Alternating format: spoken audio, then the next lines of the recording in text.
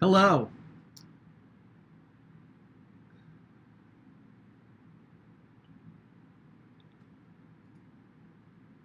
Imagine for a moment you had extreme confidence in your marketing efforts, that you knew you were communicating with clarity and confidence to all your customers. Imagine that you had a system that you knew was effectively collecting and nurturing leads that led to sales and actually was a key source to growing your business. And imagine that your entire team could clearly and confidently and consistently communicate what you do for your customers. The reality is that most businesses don't have any confidence in their marketing. They don't know what to say or how to say it. It feels like a guessing game, and they don't know what to do or how to do it necessarily. Is it working? Are we doing it right? Are we spending enough money on marketing? Are we spending too much money? Are we connecting with the right customer? Are we actually making any money as a result of our marketing efforts? As business owners, and even as marketers, when we think about marketing, we quickly run to what we need to do. We need a new website, we need to do Facebook ads, we need to up our social game, we need content for LinkedIn, we need to produce a video, we need to go to this trade show. It's a long list of things. We need to do this and this and this. But when our initial focus is on generating the list of what to do, we fail to spend time on what to say. The thing is that people buy products only after they read words that make them want to buy those products. So we need to focus on what to say first. When we've nailed down the what to say, then the list of what to do's become much more effective. The first of my 3 keys to leveling up your marketing is clarify your message. When you confuse, you lose. So if people buy products only after they've read words that make them want to buy those products, then the words in our marketing need to connect with what they are looking for. Now let's take a quick look at this website. Now as you're looking at this, can you tell me what they do? In this example, though the design is fairly simple, it doesn't say anything. It's actually quite confusing. You know, are they a photographer? Maybe they're a travel site. The journey starts here. Your journey starts here. What journey? I know it'll be artisan and innovative, but not sure what the solution's going to be. And even their navigation gives no clues as to what they do. This site is extremely unclear in its messaging. There are no words here that compel us to want to buy. Here's another example of a real-life website that basically says proven possible wrong. This is the entire website above the fold. Says nothing about what they do. Completely confusing website. The sad thing is that companies spend tons of money on marketing that does not work. They hire an agency, a graphic designer, a web designer. They create something that might look pretty, but it never converts. Now, I'm a big fan of things looking great, but if they fail to communicate clearly, they fail as a marketing device. When you confuse, you lose. When you confuse, you lose your audience. The reality is most of us as consumers are looking for the easy button, the path of less resistance. You know, we have a goal we want to accomplish or a problem we need solved, and we don't want to expend too many calories in the process. People don't necessarily buy products that are the best. They buy products that are communicated the clearest. Now, people don't necessarily buy the best products and services. They buy the ones that they understand the fastest. Now, for us to communicate clearly so people will engage, we have to understand a little bit on how the human brain works. Your customers' brains, their brains are always trying to do 2 things. The first thing the brain is trying to do is that it's trying to survive and thrive. The human brain is tasked and wired with keeping us alive. And this is similar to Maslow's hierarchy of needs. In our first world economy, we wake up and we know we need certain things to survive. We need food, water, shelter. Some of us need a good cup of coffee. And then we build social networks. We have our tribe, we have our friends, we have our family. And at the core level, we do this for survival. We build relationships with people so that when the barbarians come over the hill behind our neighborhood, those people will fight for us, you know, or provide us some type of shelter and protection. And of course, a lot of this is going on subconsciously. But the human brain is always trying to figure out how to survive and how to thrive. So what does this mean for our businesses and for our companies? If we're not communicating how we can help our customers survive and thrive, they're not interested. They stop listening. We're constantly scanning, either consciously or subconsciously, to evaluate things with the "what's in it for me" filter. Why do I care? For example, if someone asks me what I do for a living, and I say, well, my father started the company 30 years ago, they're instantly scanning for information that will help them survive and thrive. And the fact that my father started this company 30 years ago has nothing to do with their survival. So now we're wasting words on them. So why? Why am I wasting words? Because I'm telling them my story and not entering into their story. Companies come to marketing agencies all the time with the request, we need help telling our story. The reality is that really doesn't work, because your story doesn't matter and your customers don't care. They care about their story, their own journey to success. And we've got to enter into their story, and we have to do it quickly. And why do we have to do it quickly? Because the second thing that the human brain is doing, as it's trying to survive and thrive, it's also trying to conserve calories. At the core level of the human brain, it knows if I burn too many calories processing information, I'm missing out on opportunities that I want, my opportunities to thrive and survive. The longer you keep talking about your father starting the company and that you have had a Great Places to Work award and the fact that you're going to double your revenue, the more I'm going to be saying, how is this going to help me survive and thrive? And I'm going to start to check out. You're going to lose me. Most people, when they go to your website or review your marketing collateral, it's confusing, and you're asking them to burn too many calories in order to understand how you can help them get what they want.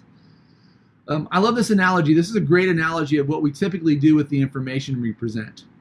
Every time you give your customer a piece of information, I want you to think about it as if you're handing them an 8-pound bowling ball. They can likely handle that, okay? Really, this piece of information is heavy, but they can handle it. Now, if you hand your customer one 8-pound bowling ball, they're going to be able to deal with it. But if you hand them two pieces of information, they might be able to handle that. If you hand them 3, that's a lot of bowling balls. But we typically give a lot more information. And what happens when we hand them a 4th bowling ball? How many are they going to drop? They're going to drop all of them. And that's what's happening to most of us in our marketing collateral and with our communications. We're just giving them too many things to handle. The brand that communicates the simplest is going to win. Now I want to say that again. The brand that communicates the simplest is going to win. If you confuse, you lose. We can't afford to confuse people. If we clarify our message, customers will listen. Now I want to talk briefly about the curse of knowledge, what we call the curse of knowledge, and the use of jargon and insider speak. We're not only handing our customers bowling balls, but by using jargon and insider speak, we're handing them a bowling ball and then we're covering them in Vaseline. We know a lot about our businesses. In fact, we should. We're proud of our knowledge of our businesses. We use industry insider language and buzzwords all the time and not realizing that we're doing it. We talk a lot about the feature or ingredients, but we fail to talk about how we actually solve problems for our customers. And this example here is of a real life ad from Bravura Investment Group. And I'm sorry for picking on them a little bit, but you read this copy and it's just full of heavy bowling ball language. Bravura Investment Group is a vertically integrated, multidisciplinary real estate development and investment firm specializing in curating design-focused legacy projects. We are uniquely positioned to offer a strategic approach to development process. It's just heavy with filler words and lingo and is not clear about what they do. So we know our business at a 9 or a 10, which you should as an expert in your field. And we may even realize that we know more than our customers and we think we need to dumb this down. But what happens is that we dumb it down to like a 6 or a 7. When in reality, the people that buy from us are usually making decisions at a 2 or a 3. So we know that the brand that communicates the simplest is going to win. When you have a headache, you're looking for aspirin to solve your headache. When we're shopping at the pharmacy, we're looking for a label that reads like this. I think this is very clear. Headache relief. But what we typically do with our marketing language is this. We tend to ramble on about all the tech or all the ingredients, and though they are important in the formula to how you help your customers, it is not why people buy. No one buys from the ingredients. They buy the solution to their problem that the ingredients provide. People buy products only after they read words that make them want to buy those products. People come to you because they have a problem. And if you're not identifying with their problem or offering them a solution to that problem, you are more than likely losing opportunities with those customers. The brand that communicates the simplest is going to win. And I'm going to say this stuff a lot. I'm going to repeat it. Clearly identify the problem you solve. Communicate what your customer's life will look like after engaging with your brand, after engaging with your company. Next time someone asks you what you do, you can clearly communicate how you can help them survive or thrive. For example, we provide aspirin for people with headaches so they can live pain-free. We build e-commerce sites for small businesses. We provide marketing strategy and executions to businesses of any size. To summarize this in the simplest language, we need to communicate the problem you solve for your customer, how you solve it, and how their life will be better because of it. Now that we know the brand that communicates the simplest is going to win, and if we confuse people, we're going to lose people, I'm going to transition into some execution items that are going to make up the next of my 3 keys. My second key to leveling up your marketing is about taking this clear messaging once you've figured it out and maximizing your website's impact. Now, your website is your primary sales funnel. You guys have probably seen graphics like this before. But it's your primary sales funnel, so don't waste the opportunity. Most of us use the homepage to dump information, and we fail to utilize it as a primary landing page and a tool for converting and building our business.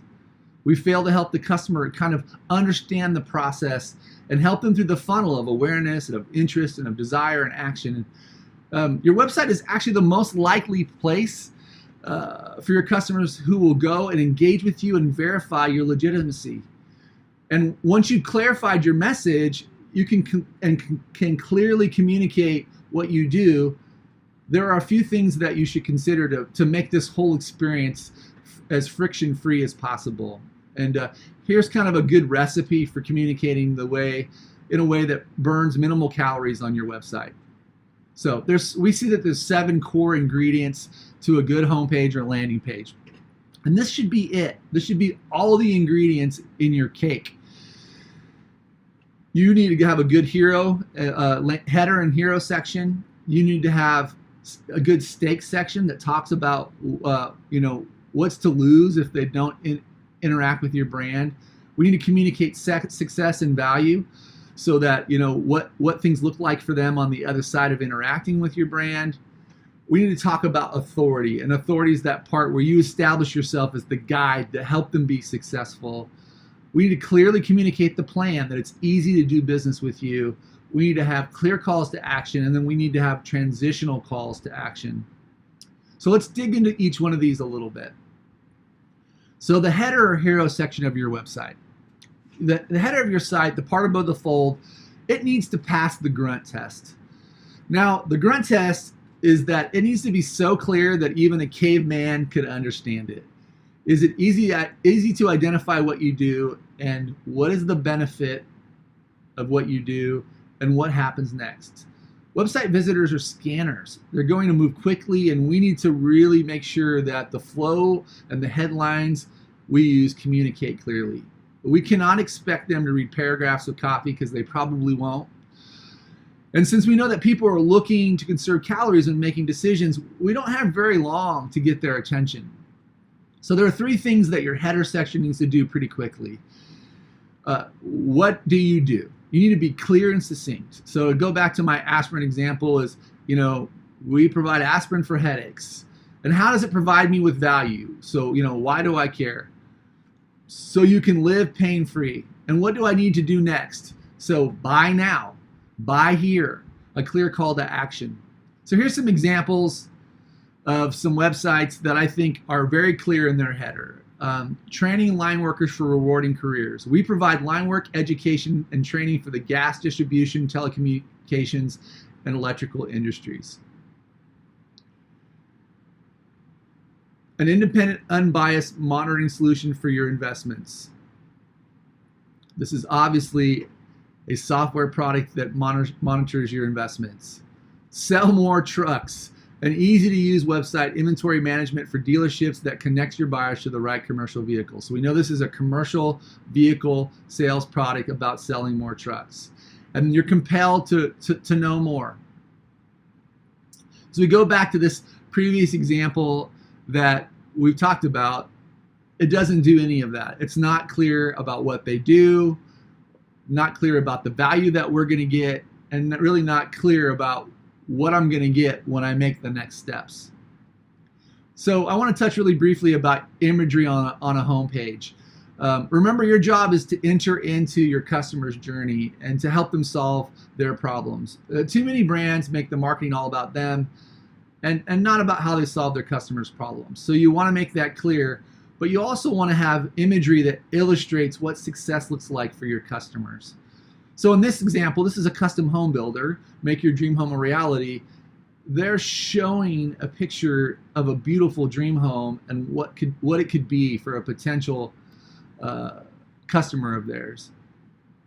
Too many times we show pictures of things that make zero sense. In this example, says Rogue Edge Technologies, but what does this photo have to do with the technology? It's a cool photo, but it's a complete disconnect from what they do. I've seen pictures of, where people show their building, and they're not even in real estate, or shows too many things that just don't connect with success for their customers.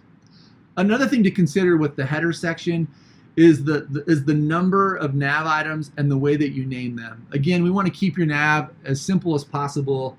Consider the paradox of choice. The more choices we provide, the harder it is for users to decide.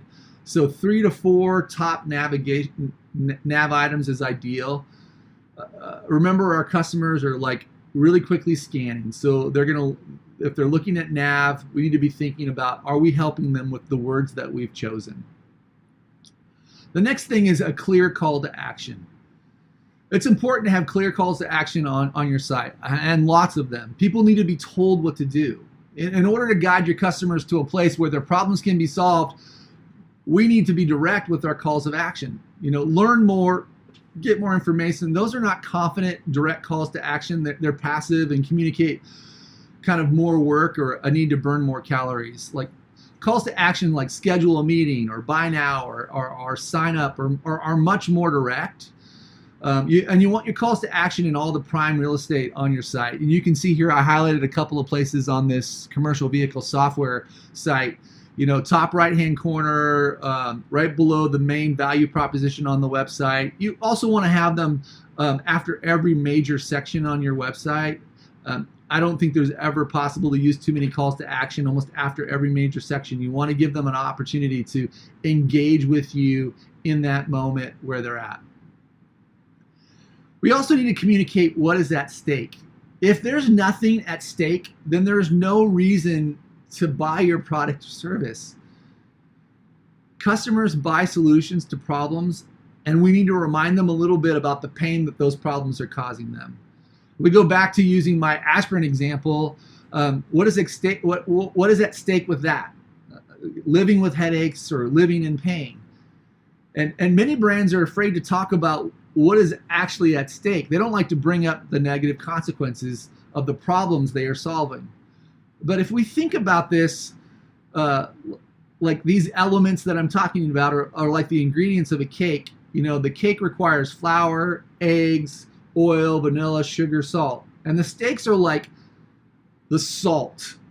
If the cake doesn't have salt, if your cake recipe doesn't have salt, it doesn't taste right. So you need a little bit of salt in your marketing recipe.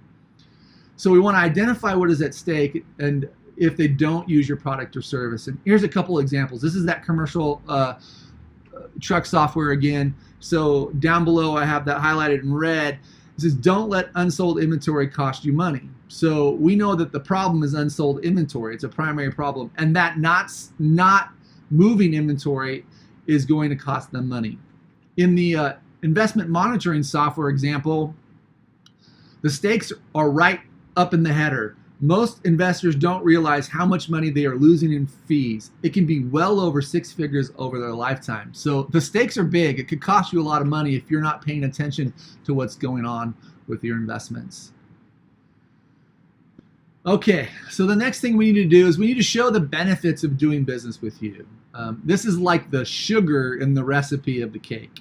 The stakes were the salt, the benefits are the sugar.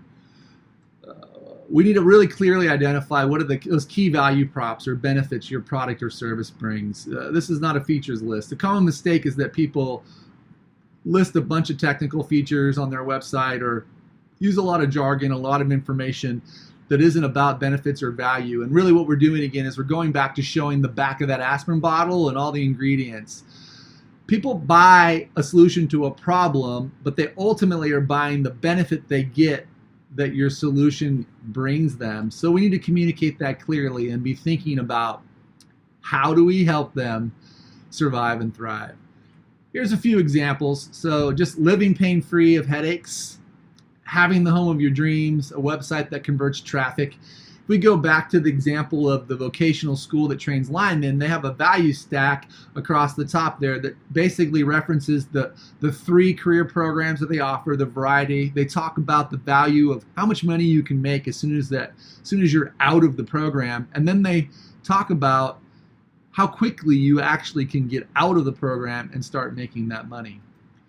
In the commercial truck software example, right below their stakes language, now they talk about the value piece, and that's convert more leads, save time, expand your inventory, and then there's short little paragraphs that kind of shore up the value proposition there, and it's followed again by a very clear call to action. And then in the investment monitoring solution, theirs is keep what's yours, maximize your returns, reach your goals, and then again, just short paragraphs that really build value around it.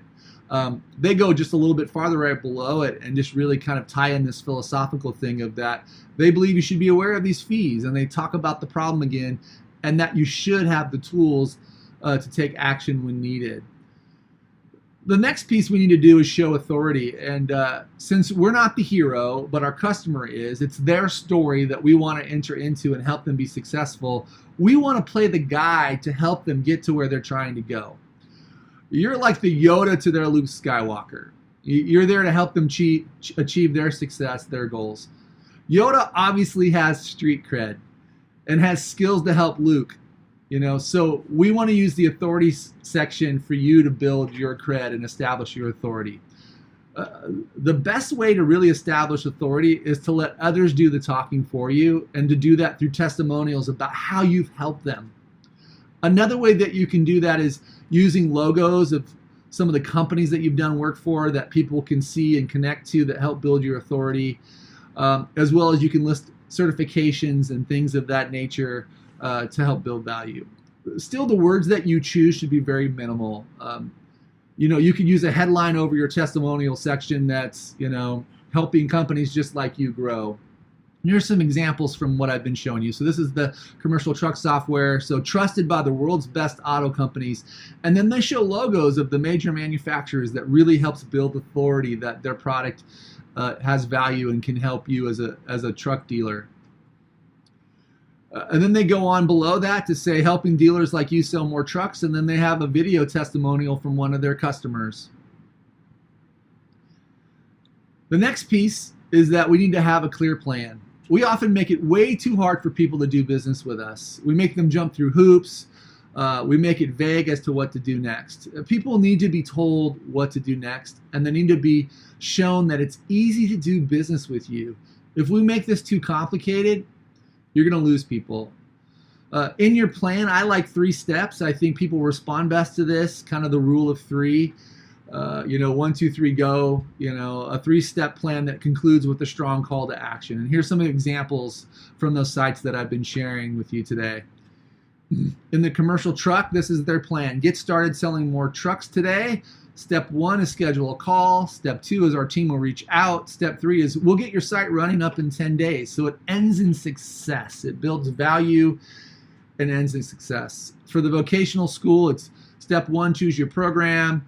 Step 2, fill out the app. Step 3, complete the program and get started in your career. So they're taking you to that action step at the end.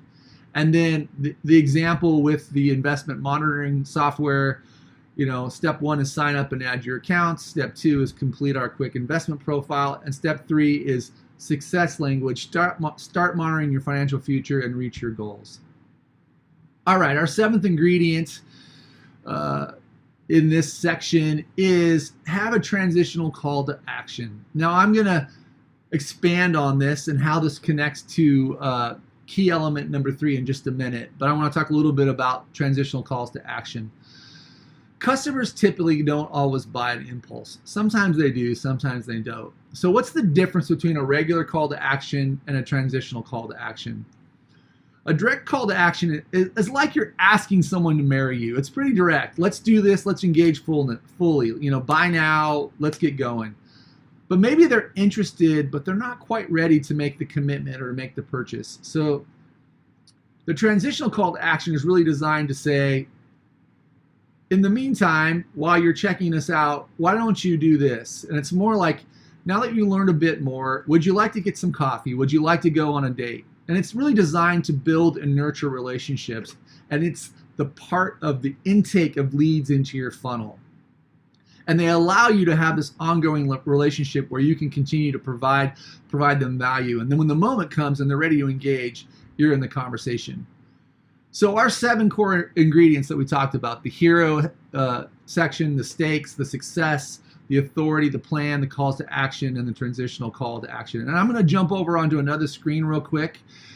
We've got a wireframe here that kind of, again, shows that all in a flow. And I'm just going to kind of highlight and review through this. So we want a great header with a great image that connects. So we're kind of modeling a fitness site here in this wireframe. So you want to get their attention with a powerful headline that you want to clearly communicate what your business offers in a single statement that provides a solution to their problems, and you want to have clear calls to action. So then you want to have your list of the value stacks. So right below that, you have the unique value that you offer, and this could be a list of values, it could be value statements. Then you want to talk about what's at stake for not doing business with you. Speak to their aspirations, their problems and fears. You're a guy that understands that problem and you know how to solve it, and you know what's at stake if they don't. And then that's followed up with a clear call to action. There's one piece in this wireframe that we didn't review, and sometimes you have a product or service you want to show, and it's okay to show it on your website. It's just keep it simple, keep it short, be constantly thinking about how is this helping our customers survive and thrive. And then make it easy to do business with you. So just have a section on your site that says, hey, do this first, then expect this, and here's the outcome. And then use a call to action connected with that. And then this is the authority section where we're helping people just like you reach success. You're going to show logos, or you're going to list testimonials, hear what people are saying. And then again, you might use another contact piece, and you're going to remind them that it's easy to contact you as well. And so this is another call to action. And then your transitional call to action typically is at the bottom. Sometimes you do it as a pop-up, but you're going to offer them something of value here. And so I'm going to dig back into this CTA. And then anything else that doesn't fall into this recipe, it should fall down here into the footer, and what we like to call the junk drawer. Social media, extra links, things like that you need to have on your website in reference to people, but you don't want to have it in the flow of the website up here. All right, so let's bounce back over here to this other deck. All right, so key number 3 is to grow your funnel. So you're going to do that through your transitional call to action. So lead gens and funnels are really key to survival and growth, especially in these times where, we don't know what's going on. We watch a lot of businesses do really well because they did a great job of building their funnel and having leads. And so when they needed to pivot, they had people that they actually could reach and communicate to. So you're going to be using your transitional call to action as to create some kind of lead generator through that transitional call to action to create ongoing relationship and build value over time. So you're going to give them something in exchange for their email, for the privilege of being inside their phone, inside their inbox. So you want to give them something of value. And the current rule of thumb is a good qualified email is worth about $15, maybe $20. It varies depending on your industry. And so I'm always trying to think, is this something that I would consider paying for? So again, here's the example that we showed before. You want to offer them something of value in exchange for this email address. Here's an example on the commercial truck site, 5 ways the commercial truck industry is evolving. And so what are some good lead generator ideas? This is a short list. There are lots of them. That you could do, create a template that simplifies the process for your customers. Use checklists; those are always good. Top things they should know, 10 things they should know, or 5 things they should know before doing X, Y, and Z, or how-to tutorials, or podcasts or webinars. These are all things that are just opportunities to have this ongoing relationship with people over time. Now, there are 2 types of campaigns that you can do off of your transitional call to action. There's the sales campaign, which is usually a 5 to 6 email sequence designed really to close a sale fairly quickly. It usually has some expiring offer and rolls over a shorter period of time. Maybe you're sending out an email a week or 1 or 2 emails a week, and it's a very short period of time.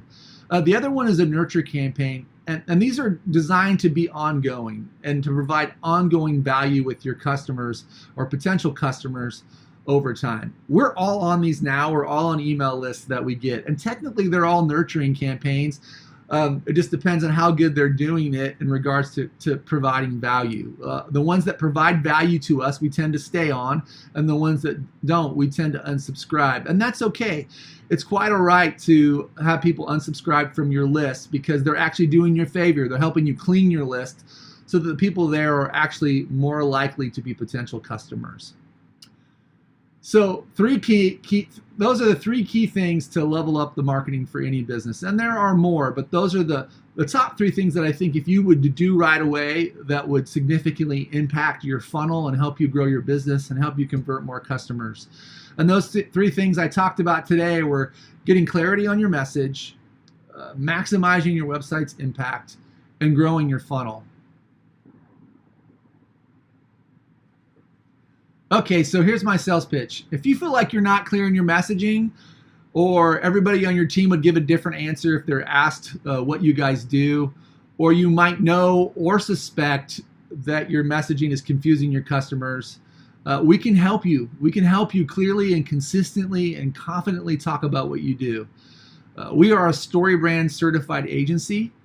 The StoryBrand framework is used to build effective marketing messaging that helps build a clear and concise narrative for your target audience. We can guide you through the framework and help you clarify your message. If that's something you're interested in, please go to mc2design.com, or you can visit us at the booth here at the show, and we'll get you set up with a free consultation. Trust me, I get it. As a business owner, we are very close to our business, and it's hard to step back at times and take a good look at what we're doing and make objective decisions. But I love this phrase because it's so true. It's hard to read the label when you're inside the jar. You need somebody on the outside quite frequently to help you guide you through your process. Some of you might actually have the time or skills to take this on yourself.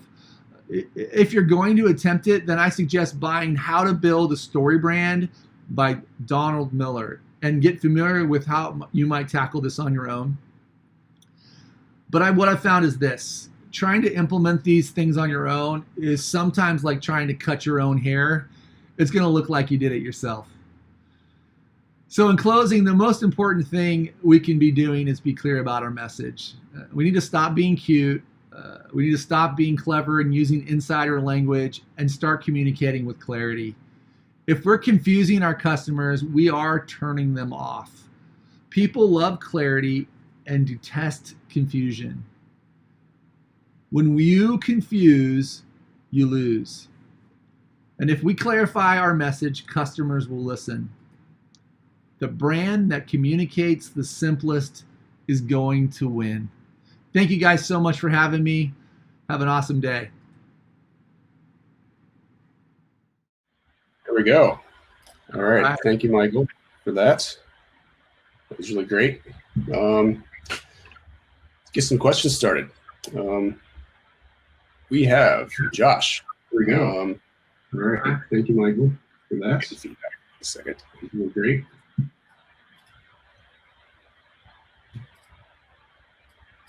There we go. Josh asks, what are the highest value 2 to 3 things that someone could do to instantly on their site to have the greatest impact and improve conversion? Yeah, I would say the first thing would be just kind of looking at the top section, that header hero section of our website. You know, that's the above the fold section. When people roll in, whether they're on their phone or whether they're on their computer, you know, we're in scanning mode. We're gonna go super quickly through it. So are we really quickly kind of identifying, you know, that problem we solve, you know, who we solve it for, and really what those next steps are. I would say the next thing is that a lot of us fail to have calls to actions. Our calls to actions are passive and they're not very clear and they're not in all the right places, so that we're asking people to actually do business with us. And we do that frequently, and we do that often. I would say the headers and the calls to action really are the most important things. There's obviously other things that you can be doing to improve the flow, as kind of I touched on in the presentation, but decluttering your website, your homepage particularly, getting rid of some additional information that sometimes really is just these squirrels, you know, that you're sending people off and you're not moving them through the funnel in the proper way. Cool. We got Edward Ratliff. He's asking, are there any tips to try to reach a wider niche market? Yeah, I think that part of it's really having a good understanding of who that market is and what is that primary problem you're trying to solve for them. So really having a clear message around their problem and around how you provide a solution and what success looks like for them, you know, when they engage with your solution. And I talked about it in the presentation. People buy things because they have a problem they need to have solved. And if we're not communicating that core problem that we solve for folks, they're probably not going to engage us. Or if we're doing it in a confusing way, then we're gonna lose them. So it's important to really clearly say, hey, we do this in this way, and you're going to get this, and be able to move people forward and say, okay, I want to engage. What do I want to do next? And again, back to that, having a good call to action, having a good plan, making it really easy for people to do business with you. We tend to overcomplicate things, and instead people really just want it to be simple. Okay, cool. Tim got a question for us. How do you lose the content for SEO when you are dumbing it down for the user?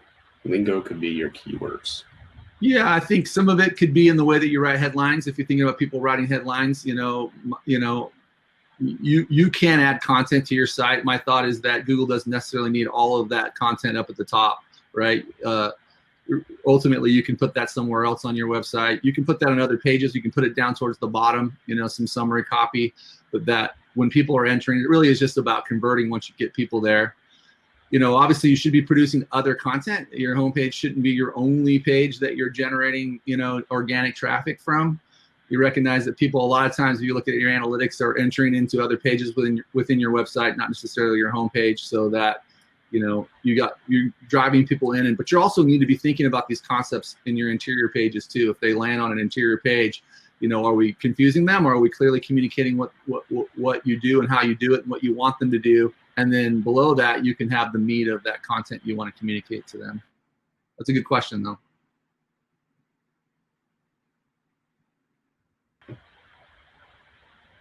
I saw that Edward had a follow-up question about the niche thing, as far as like, bringing more traffic, from the outside. I think some of that is if you're doing advertising or you're doing marketing or you're having some content in other channels, again, you should be really clear on your message on what it is that you do and that you're touching on the problem or the pain that you solve, that you provide aspirin for headaches or whatever that does that relates to you. That good marketing is an exercise in repetition and memorization. You need to be just doing it over and over and over again of talking about the problems that you solve for people, how you solve them, and what success looks like for them, and doing that on all your platforms, not just on the homepage of your website. Cool. Do you work with a copywriter or content strategist, or is that part of the design process? Yes and yes. Like in our team, we have actually a full-time copywriter. There are other people on our team that also write copy. But what we typically do when we engage a client is we kind of go through this messaging process first. Like, are the core things that we need to communicate to their customers, and then write and build copy first, and then work on the things to do later so that those execution items are much more effective.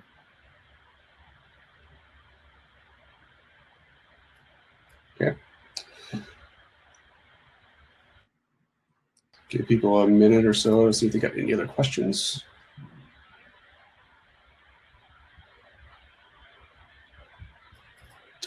Alrighty.